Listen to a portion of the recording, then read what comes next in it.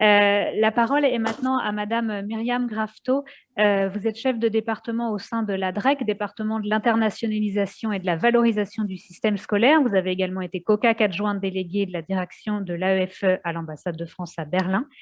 Quel regard portez-vous sur la thématique de la médiation et la manière dont l'enseignement français à l'étranger pourrait s'emparer de ce sujet, et pourrait-on imaginer une obligation pour les établissements d'informer sur les services de médiation du MENS dans les critères d'homologation? Merci. Bonjour, Madame la députée, Mesdames, Messieurs. J'ai plutôt porté mon regard sur la médiation dans sa dimension interne à l'établissement. Les établissements du réseau de l'enseignement français à l'étranger portent tous les principes qui fondent notre système éducatif, les valeurs de l'éducation à la française, l'attention prêtée au climat scolaire, à l'éducation à la citoyenneté, à la prévention et la lutte contre les violences à l'école, dont le harcèlement.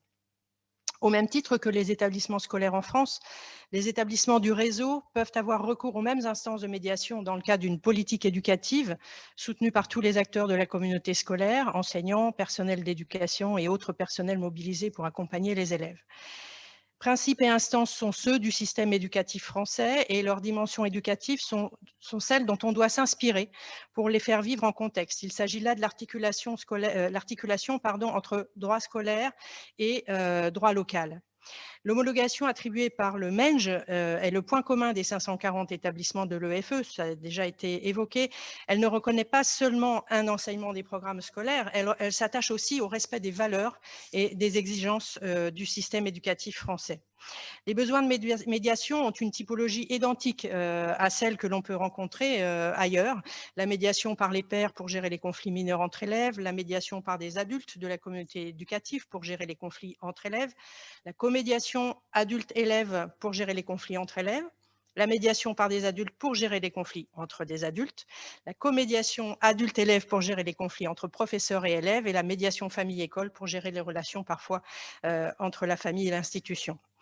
Il faut évoquer les quelques spécificités de l'enseignement français à l'étranger liées au réseau, le mode de gestion de l'établissement, gestion directe, gestion parentale, associative, gestion par un investisseur.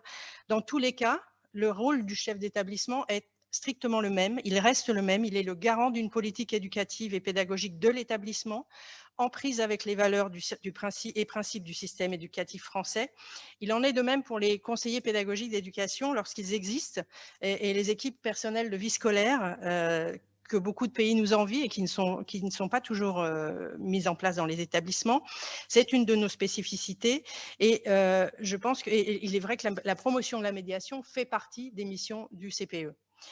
Les différents types d'organisations impliquent des acteurs spécifiques et des modalités de relations parfois différentes de celles d'un établissement en France. N'oublions pas également les autorités locales, le poste diplomatique dont le rôle est essentiel et qui est parfois sollicité directement en cas de désaccord entre les familles et l'établissement par exemple. D'autres spécificités encore, le contexte local géographique, culturel, réglementaire, nous sommes toujours soumis au droit local, et la multiculturalité, la diversité des langues utilisées par les élèves au sein d'un même établissement qui peuvent parfois générer des incompréhensions. N'oublions pas l'engagement très fort des parents. Je pense que les personnels des établissements de l'EFE savent s'emparer de la médiation et de son triple effet pacificateur afin de prévenir le conflit, le résoudre, éviter de nouveaux rebondissements. Ce sont des professionnels soucieux avec leurs équipes du sens que portent nos valeurs éducatives, de la qualité du climat scolaire et du bien-être de chacun. La médiation n'est pas seulement un outil, médiation entre pairs n'est pas seulement un outil de gestion de la conflictualité, mais un véritable processus qui vise à améliorer la qualité de l'environnement éducatif, la prévention des violences, en particulier le harcèlement entre pairs. Elle fait appel aux notions de confiance, d'équité, de contrat et en somme de justice scolaire. Elle favorise pour les élèves comme pour tout leur environnement un bien-être qui contribue à la découverte de l'affirmation positive de leur personnalité et contribue également à une meilleure réussite dans les apprentissages. Les établissements du réseau dans l'EFE, pour les mêmes raisons qu'en France, trouveront les mêmes bénéfices à la médiation par les pairs. Plusieurs éléments sont néanmoins à prendre en compte. La taille de certains établissements, la présence ou non d'un CPE, une équipe vie scolaire ou pas, la multiculturalité et les références sociales liées au public d'élèves accueillis dans le contexte local. La mise en place de la médiation par les pairs est d'abord le fruit de l'analyse et la réflexion menée par le personnel de direction dans le cadre d'un pilotage pertinent contextualisé. Le climat scolaire est un élément essentiel que l'on retrouve dans le projet d'établissement et qui témoigne de la réflexion qui est menée. Un projet de médiation entre les pairs implique la formation des enseignants dans un premier temps, puis la formation des élèves qui seront les médiateurs et qui doivent être des volontaires et qui proposeront leur aide lors de désaccords ou de conflits avec les mêmes statuts d'élèves. On vise ici l'ensemble des élèves, le socle des connaissances et compétences langagières, civiques et sociales. De nombreuses initiatives ont sûrement lieu dans le réseau sans qu'elles soient forcément mises en avant, mais je pense néanmoins à certains établissements qui ont mené un projet phare lors de la semaine des lycées français organisée par l'AEFE. Et je pense au lycée Claudel d'Ottawa, dont le projet était intitulé « Un climat scolaire serein pour mieux comprendre la médiation par les pairs », il y a 2 ans. Il vous reste un peu moins d'1 minute. Le principe, c'est que la médiation n'est jamais imposée. Elle n'a lieu que si des élèves en conflit la demandent ou s'ils acceptent la proposition de rencontre d'un médiateur. Si la médiation entre pairs concerne très souvent les élèves de collège et de lycée, il est possible de sensibiliser les plus jeunes à ce thème du conflit, qu'ils connaissent fort bien dès le plus jeune âge, et à agir sur le climat scolaire.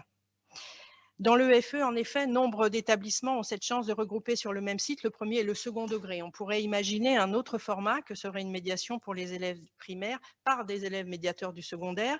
Et au-delà des formations pour ces élèves, qui, rappelons-le, doivent être des volontaires, il serait possible de mettre en place des documents adaptés au niveau d'enseignement concerné, de présenter, communiquer en interne et en externe sur la procédure mise en place dans l'établissement.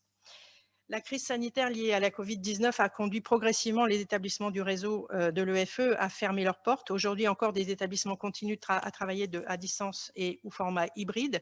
Et la culture de bien-être de nos élèves et de nos enseignants se révèle encore plus une priorité. Je pense que ces élèves médiateurs, pour répondre à une question posée par Madame la députée, je pense que les élèves médiateurs n'ont pas à siéger en conseil d'établissement parce qu'ils n'ont pas le même statut, ils n'ont pas le même rôle et il faut préserver, je pense, la distinction entre les deux.